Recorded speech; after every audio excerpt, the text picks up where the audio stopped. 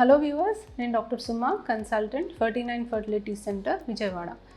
So సహజంగా pregnancy plan చేసుకునే వాళ్ళు ట్రై చేస్తున్నప్పుడు ఒక డాక్టర్ని కన్సల్ట్ అయ్యి ఏమన్నా టెస్ట్లు చేయించుకునే అవసరం ఉందా? సో యూజువలీ పెళ్ళైన తర్వాత ప్రెగ్నెన్సీ కోసం ట్రై చేస్తూ ఉంటారు అండ్ నార్మలీ ప్రెగ్నెన్సీ వచ్చిన తర్వాత డాక్టర్ని సంప్రదించాలి అని అందరూ అనుకుంటూ ఉంటారు. కానీ ప్రెగ్నెన్సీ ప్రయత్నం చేసే క్రమంలోనే ఒక్కసారి ఒక గైనకాలజిస్ట్ని సంప్రదించడం అనేది ఒక మంచి పద్ధతి అండ్ దీనివల్ల ఎన్నో లాభాలు ఉన్నాయి. సో ప్రెగ్నెన్సీకి ముందు ఒకసారి డాక్టర్ని కన్సల్ట్ అవుతే ప్రీ కన్సెప్షనల్ కౌన్సిలింగ్ అనేది జరుగుతుంది. సో ప్రీ కన్సెప్షనల్ కౌన్సిలింగ్ అనేది ఎందుకు చేయాలి అండ్ దీనివల్ల ఉన్న ఉపయోగాలు ఏంటి అనే దాని గురించి తెలుసుకుందాం. సో నార్మల్గా ప్రెగ్నెన్సీకి ముందు మదర్ హెల్దీగా ఉందా లేదా, ఏమన్నా ఇబ్బందులు ఉన్నాయా, ప్రెగ్నెన్సీ రావడానికి ప్రాబ్లం అవ్వచ్చా, లేకపోతే వచ్చిన తర్వాత ఏమన్నా ప్రాబ్లమ్స్ ఉంటాయా, వీళ్ళు ఏదైనా మెడిసిన్స్ వాడాలా, ప్రీనేటల్గా ఏదైనా మెడిసిన్స్ ప్రెగ్నెన్సీ ట్రై చేసే టైంలో వాడాలా, వీటన్నిటి గురించి ఒక అవగాహన అనేది వీళ్ళకి వస్తుంది.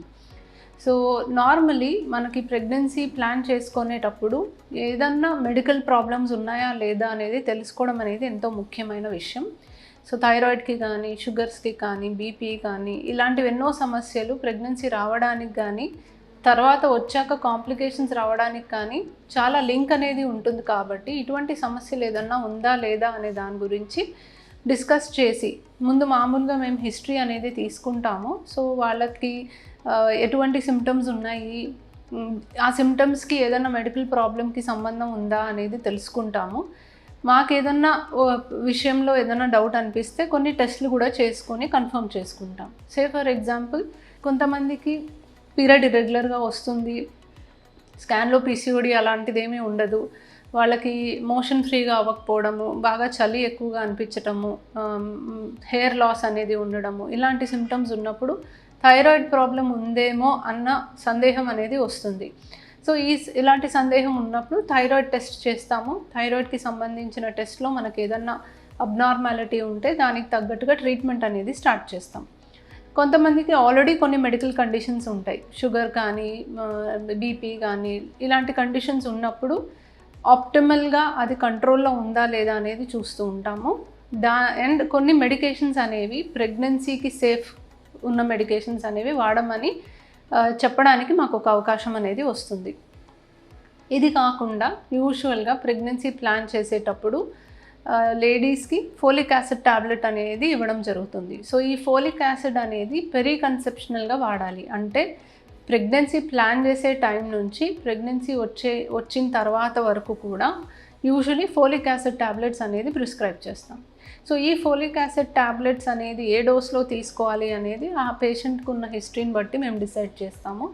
సో ఈ ఫోలిక్ యాసిడ్ ట్యాబ్లెట్స్ బేసిక్గా బేబీలో న్యూరల్ ట్యూబ్ డిఫెక్ట్స్ అని ఉంటాయి, అంటే బ్రెయిన్కి సంబంధించి కొన్ని అవయవ లోపాలలాగా వస్తూ ఉంటాయి. సో అవి ప్రివెంట్ చేయడానికి అనేది ఇస్తూ ఉంటాము.